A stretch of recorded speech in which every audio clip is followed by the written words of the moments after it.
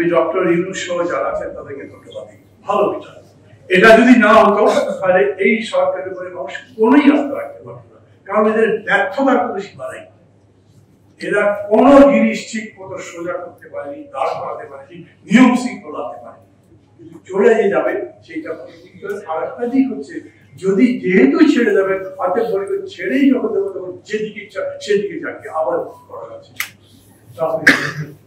আমি একইভাবে বলছি, আজকে এই যে অধ্যাদেশ দিয়ে আমরা কথা বলছি, সেই অধ্যাদেশ সম্পর্কে তাদের শোনা কথা।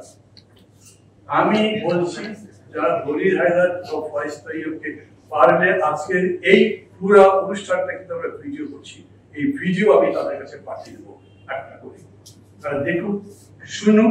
আমাদের কোনো ভুল ত্রুটি থাকলে বলতে পারে, কারণ সরকারের সাথে শত্রুতা করার কোনো জায়গা নেই। এই সরকার আমাদের পথে কোথাও দাঁড়াচ্ছে এখন পর্যন্ত দেখছি না। অদৃশ্য ভাবে কোনো জিনিস যদি কাজ করে তাহলে বলতে পারবো না।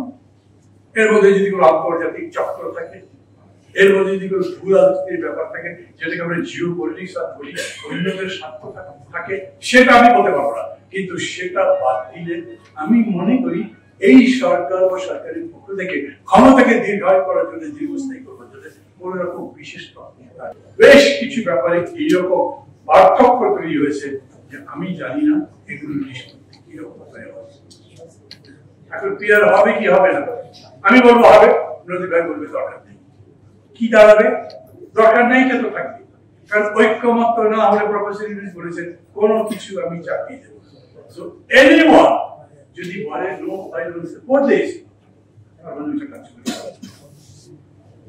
এই পরিস্থিতিতেই যখন রেখেছেন তখন সবচেয়ে বড় সংস্কার করতে পারে। তো যেহেতু তারা পারছে না, এক বছরে পারেনি, আবার কেউ যদি বড় দল বা মাঝারি দল একটা আপত্তি করলে সেটার মধ্যে যেতে পারবেন না, তাহলে সবচেয়ে বড় সংস্কার হওয়ার বিষয় ছিল ভালো একটা নির্বাচন। ভালো নির্বাচন করতে পারাও একটা বড় সংস্কার। তিনটা দেশে নির্বাচনের নামে যা হয়েছে, মানুষের সাথে মুখ দেখা যায় না, পৃথিবীর কাছে আমাদের সম্মান হাস হয়েছে। ভালো নির্বাচন করতে পারলেও বাংলাদেশের সম্মান, সেই ভালো নির্বাচন করতে পারবেন?